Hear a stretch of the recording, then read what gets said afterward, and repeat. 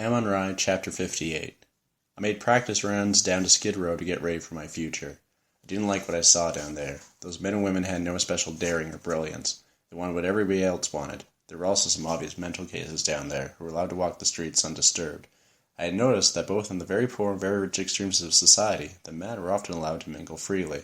I knew that I wasn't entirely sane. I still knew, as I had as a child, there was something strange about myself. I felt as if I were destined to be a murderer, a bank robber, a saint, a rapist, a monk, a hermit. I needed an isolated place to hide. Skid Row was disgusting. The life of the sane, average man was dull, worse than death. There seemed to be no possible alternative. Education also seemed to be a trap. The education I had allowed myself had made me more suspicious. What were doctors, lawyers, scientists? They're just men who allowed themselves to be deprived of their freedom to think and act as individuals. I went back to my shack and drank. Sitting there drinking, I considered suicide, but I felt a strange fondness for my body, my life. Scarred as they were mine. I would look into the dresser mirror and grin. If you're going to go, you might as well take 8 or 10 or 20 of them with you. It was a Saturday night in December. I was in my room and I drank much more than usual, lighting cigarette after cigarette, thinking of girls in the city and jobs and of the years ahead. Looking ahead, I liked very little of what I saw. I wasn't a misanthrope and I wasn't a misogynist, but I liked being alone. It felt good to sit alone in a small space and smoke and drink. I'd always been good company for myself. Then I heard the radio in the next room. The guy had it on too loud. It was a sickening love song. "Hey buddy," I hollered, "turn that thing down." There was no response. I walked to the wall and pounded on. "I said turn that fucking thing down!"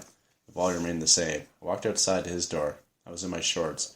I raised my leg and jammed my foot in the door. It burst open. There were 2 people on the cot, an old fat guy and an old fat woman. They were fucking. There was a small candle burning. The old guy was on top. He stopped and turned his head and looked. She looked up from underneath him. The place was very nicely fixed up with curtains and a little rug. "Oh, I'm sorry." I closed the door and went back to my place. I felt terrible. The poor had a right to fuck their way through their bad dreams. Sex and drink and maybe love was all they had. I sat back down and poured a glass of wine. I left my door open. Moonlight came in with the sounds of the city. Jukeboxes, automobiles, curses, dogs barking, radios. We're all in it together. We're all one big shit pot together. There's no escape. We're all going to be flushed away. A small cat walked by, stopped at my door and looked in. The eyes were lit by the moon, pure red like fire. Such wonderful eyes. "Come on, kitty." I held my hand out as if there were food in it.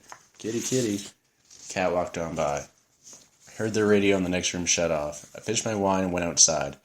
I was in my shorts as before. I pulled them up and tucked in my parts. I stood before the other door. I had broken the lock. I could see the light from the candle inside. They had the door wedged closed with something, probably a chair. I knocked quietly. There was no answer. I knocked again. I heard something. Then the door opened. The old fat guy stood there. His face was hung with great folds of sorrow. He was all eyebrows and mustache and 2 sad eyes. "Listen," I said, "I'm very sorry for what I did. Won't you and your girl come over to my place for a drink?" "No." "Or maybe I can bring you both something to drink?" "No," he said. "Please leave us alone." He closed the door. I awakened with one of my worst hangovers. I usually slept until noon. This day I couldn't. I dressed and went to the bathroom in the main house and made my toilet. Came back out, went up the alley and then down the stairway, down the cliff and into the street below. Sunday, the worst goddamn day of them all. I walked over to Main Street past the bars. The B girls sat near the doorways, their skirts pulled high, swinging their legs, wearing high heels. "Hey honey, come on in." Main Street, East 5th, Bunker Hill, shitholes of America. There was no place to go. I walked into a penny arcade. Walked around looking at the games, but had no desire to play any of them. Then I saw a Marine at a pinball machine. Both his hands gripped the sides of the machine as he tried to guide the ball with body English. I walked up and grabbed him by the back of his collar and his belt. "Becker, I demand a goddamn rematch." I let go of him and he turned. "No, nothing doing," he said. 2 out of 3. "Balls," he said. "I'll buy you a drink." Walked out of the penny arcade and down Main Street. A B girl hollered out from one of the bars. "Hey, Marine, come on in." Becker stopped. "I'm going in," he said. "Don't," I said. "They're human roaches. I just got paid." Girls drink tea and they water your drinks. The prices are double and you never see the girl afterwards. "I'm going in." Becker walked in. One of the best unpublished writers in America, dressed to kill and die. I followed him. He walked up to one of the girls and spoke to her. She pulled her skirt up, swung her high heels, and laughed. He walked over to a booth in the corner. The bartender came around the bar to take their order. The other girl at the bar looked at me. "Hey, honey, don't you want to play?" "Yeah, but only when it's my game." "You scared or queer?" "Both," I said, sitting at the far end of the bar. There was a guy between us, his head on the bar. His wallet was gone. When he awakened and complained, he'd either be thrown out by the bartender or handed over to the police. Just serving Becker and the B-girl, the bartender came back behind the bar and walked over to me. Yeah? Nothing. Yeah? What you want here? I'm waiting for my friend. I know at the corner booth. You sit here, you got a drink. Okay, water. The bartender went off, came back, set down a glass of water. 2 bits. I paid him. The girl at the bar said to the bartender, He's queer or scared. The bartender didn't say anything. Then Becker waved to him, and he went to take their order. The girl looked at me. How come you ain't in uniform? I don't like to dress like everybody else. Are there any other reasons? The other reasons are my own business. Fuck you, she said. The bartender came back. You need another drink. Okay, I said, slipping another quarter toward him. Outside, Becker and I walked down Main Street. How'd it go? I asked. There was a tail charge plus the 2 drinks. Came to $32. Christ, I could stay drunk for 2 weeks on that. She grabbed my dick under the table. She rubbed it. What'd you say? Nothing. She just kept rubbing my dick. I'd rather rub my own dick and keep the $32. But she was so beautiful. God damn, man. Walk along and step with the perfect idiot. Someday I'm going to write all this down. I'll be on the library shelves. Becker, the bees are very weak. They need help. You talk too much about writing, I said. Found another bar near the bus depot. It wasn't a hustle joint. There was just a barkeep and 5 or 6 travelers, all men. Becker and I sat down. It's on me, said Becker. East side in the bottle. Becker ordered 2. He looked at me. Come on, be a man. Join up. Be a Marine. I don't get any thrill trying to be a man. Seems to be you're always beating up on somebody. That's just for entertainment. Join up. He'll give you something to write about. Becker, there's always something to write about. What are you going to do then? Pointed at my bottle, picked it up. How are you going to make it? Becker asked. Seems like I've heard that question all my life. Well, I don't know about you, but I'm going to try everything. War, women, travel, marriage, children, the works. First car I own, I'm going to take it completely apart. Then I'm going to put it back together again. I want to know about things, what makes them work. I like to be a correspondent in Washington, D.C. I like to be where big things are happening. Washington's crap, Becker. And women, marriage, children? Crap. Yeah? Well, what do you want? To hide. You poor fuck. You need another beer. All right. The beer arrived. We sat quietly. I could sense that Becker was off on his own, thinking about being a Marine, about being a writer, about getting laid. He'd probably make a good writer. He was bursting with enthusiasms. He probably loved many things. The hawk in flight, the goddamn ocean, full moon, Balzac, bridges, stage plays, the Pulitzer Prize, the piano, the goddamn Bible. There was a small radio in the bar. There was a popular song playing. Then in the middle of the song there was an interruption. The announcer said, "A bulletin has just come in. The Japanese have bombed Pearl Harbor. I repeat, the Japanese have just bombed Pearl Harbor. All military personnel are requested to return immediately to their bases." We looked at each other, hardly able to understand what we just heard.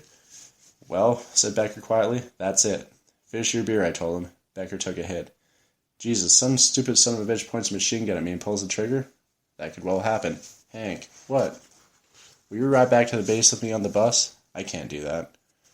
The bartender, a man about 45 with a watermelon gut and fuzzy eyes, walked over to us. He looked at Becker. "Well, Marine, looks like you gotta get back to your base, huh?" That pissed me. "Hey, fat boy, let him finish his drink, okay?" Sure.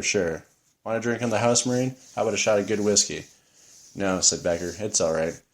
"Go ahead," I told Becker. "Take the drink. He figures you're going to die to save his bar."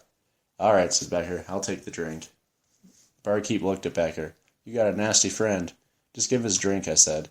The other few customers were babbling wildly about Pearl Harbor. Before, they wouldn't speak to each other. Now they were mobilized. The tribe was in danger. Becker got his drink. It was a double shot of whiskey. He drank it down. "I never told you this," he said, "but I'm an orphan." "God damn," I said. "Will you at least come to the bus depot with me?" "Sure."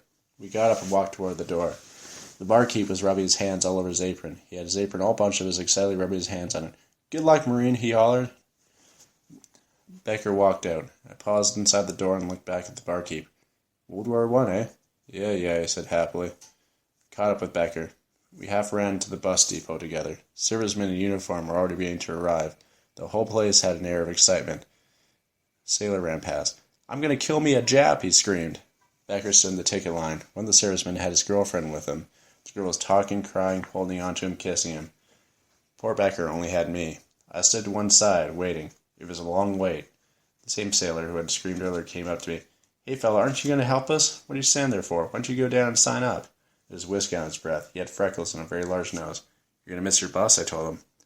He went off toward the bus departure point. "Fuck the goddamn fucking Japs," he said. Becker finally had his ticket. I walked him to his bus. He stood in another line. "Any advice?" he asked. "No." The line was filing slowly into the bus. The girl was weeping, talking rapidly and quietly to her soldier. Beck was at the door. I punched him on the shoulder. "You're the best I've known." "Thanks, Hank. Goodbye." I walked out of there. Suddenly there was traffic on the street. People were driving badly, running stoplights, screaming at each other. I walked back over to Main Street. America was at war. I looked into my wallet. I had $1. I counted my change, 67 cents. I walked along Main Street. There wouldn't be much for the B-girls today. I walked along. Then I came to the penny arcade. There wasn't anybody in there, just the owner standing in his high-perched booth. It was dark in that place, and it stank of piss. I walked along in the dark aisles among the broken machines. They call it a penny arcade, but most of the games cost a nickel and some a dime. I stopped at the box machine, my favorite. 2 little steel men stood in a glass cage with buttons on their chins. There were 2 hand grips, like pistol grips with triggers, and when you squeeze the triggers, the arms of your fighter would uppercut wildly. You can move your fighter back and forth and from side to side. When you hit the button on the chin of the other fighter, he would go down hard on his back, KO'd. When I was a kid and Max Schmeling KO'd Joe Louis, I'd run out in the street looking for my buddies, yelling, "Hey, Max Schmeling KO'd Joe Louis!" And nobody answered me. Nobody said anything. They had just walked away with their heads down. It took 2 to play the boxing game, and I wasn't going to play with the pervert who owned the place. Then I saw a little Mexican boy, 8 or 9 years old. He came walking down the aisle. A nice-looking, intelligent Mexican boy. "Hey, kid." "Yeah, Mister? Want to play the boxing game with me?" "Free?" "Sure, I'm paying. Pick your fighter." He circled around, peering through the glass. He looked very serious. Then he said, "Okay, I'll take the guy in the red trunks. He looks best." "All right." He got inside the game and stared through the glass. He looked at his fighter, then he looked up at me. "Mister, don't you know that there's a war on?" "Yes." We stood there. "You gotta put the coin in it," said the kid. "What are you doing in this place?" I asked him. "How come you're not in school? It's Sunday." I put the dime in. The kid started squeezing his triggers, and I started squeezing mine. The kid had made a bad choice. The left arm of his fighter was broken and only reached up halfway. He never hit the button on my fighter's chin. All the kid had was a right hand. I decided to take my time. My guy had blue trunks. I moved him in and out, making sudden flurries. The Mexican kid was great. He kept trying. He gave up on the left arm and just squeezed the trigger with the right arm. I rushed blue trunks in for the kill, squeezing both triggers. The kid kept pumping the right arm of red trunks. Suddenly blue trunks dropped. He went down hard, making a clanking sound. "I got you, mister," said the kid. "You won," I said. The kid was excited. He kept looking at blue trunks flat on his ass. "You want to fight again, mister?" I paused. I don't know why. "You out of money, mister?" "Oh, no." "Okay, then. We'll fight." I put another dime and blue trunks sprang to his feet. The kid started pumping his one trigger, and the right arm of red trunks pumped and pumped. I let blue trunks stand back for a while and contemplate. Then I nodded at the kid. I moved blue trunks in, both arms flailing. I felt I had to win. It seemed very important. I didn't know why it was important. I kept thinking, why do I think this is so important? And another part of me answered, just because it is. Then blue trunks dropped again, hard, making the same iron clanking sound. I looked at him laying on his back down there on the little green velvet mat. Then I turned around and walked out. The end.